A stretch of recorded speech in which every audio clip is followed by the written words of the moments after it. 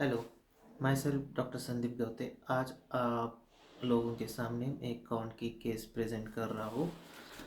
आप उसे अच्छी तरह से एनालिसिस और इवेलुएट करें।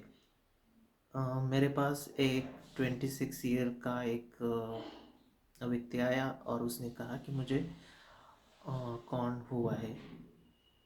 मुझे एक डॉक्टर ने बोला कि होम्योपैथी इसके लिए अच्छी है और मुझे पता है आप होम्योपैथी की दवाई देते, तो मैंने सोचा कि चलो सर से मेडिसिन लिया जाए।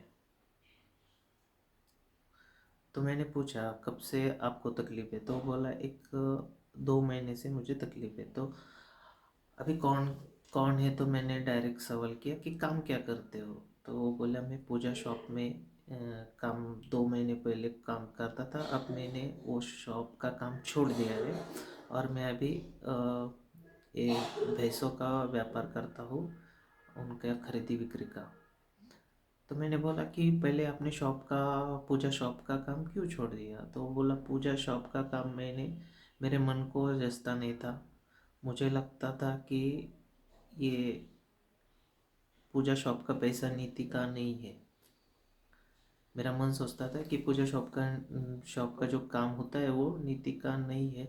तो मैंने उसे छोड़ दिया और ये गाय भैंसों की बिक्री का काम मैंने चालू कर दिया है।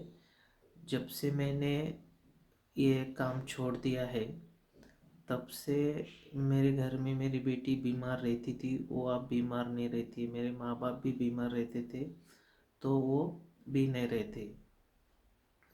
मुझे लगता है कि वो पैसा मुझे जचता नहीं था और मेरा मन भी नहीं मानता था कि मैं ये अनीति का पैसा कमाऊँ।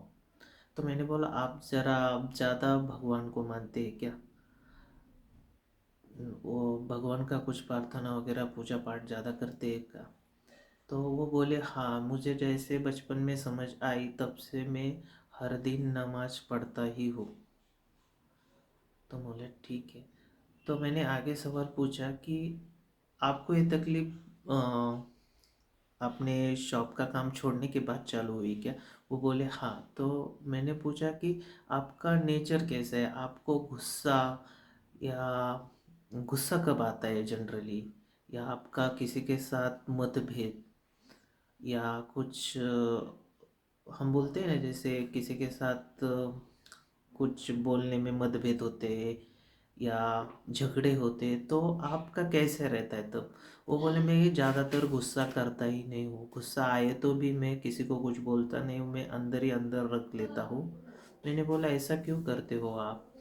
वो बोले एक तो मैं झगड़ा नहीं करना चाहता है, क्योंकि झगड़े में देखता हूँ तो भी मेरा शरीर कांपने लगता है। किसी का भी मैं झगड़ा देखूँ तो शरीर थर थर कांपने लगता है, थर थर कांपने लगता है। तो मैं बोला फिर क्या करते हो आप गुस्सा आने पे, झगड़े की सिचुएशन आई तो? वो बोले मैं चुप बैठता हूँ, मैं कभी झगड़ा नहीं करता हूँ, वो गुस्सा मैं पी लेता हूँ। और ज़्यादातर मैं कुछ बोल भी दूँ किसी को तो मुझे ऐसा लगता है कि मैंने बहुत गलत किया, बोल के उनको कितना बुरा लगा होगा, उनको कितना हर्ट हुआ होगा। तो मैं ज़्यादातर चुप बैठने ही पसंद करता हूँ। किसी के झगड़े हो तो किसी के झगड़े हो रहे तो मैं निकल जाता हूँ, क्योंकि मुझे इतना ट्रेम्बलिंग होता है, मुझे थर थर काँपने लगता है उससे, उस झगड़ों से। तो मैं ज़्यादातर झगड़े नहीं करता। मैंने पूछा तो फिर आपको गुस्सा किस बात पर आ सकता है? तो वो तुरंत बोले कि किसी ने गाली दी ना तो मुझे सहन नहीं होती है। गाली का बिल्कुल ही सहन नहीं होता है। और ज़्यादातर माँ बाप पे गालियाँ दी तो मुझे बहुत गुस्सा आता है। हमारे झगड़े में हमारे माँ बाप को क्यों लाए? तो माँ बाप के प्रति मेरा बहुत आदर है, तो उनके प्रति किसी ने गाली दी तो मुझे बहुत गुस्सा आता है।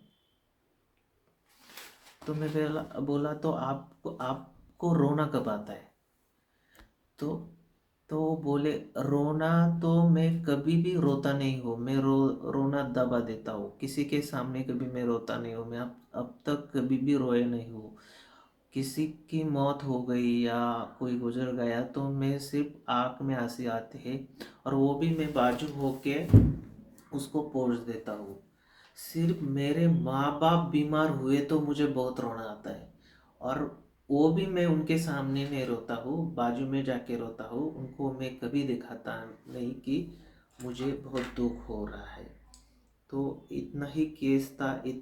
इसके आधार पे मैंने रूब्रिक बना के उस उनको 30 पोटेंसी में एक मेडिसिन दी, और एक 15 दिन में उनका जो फूड कॉर्न था वो चला गया। Thank you.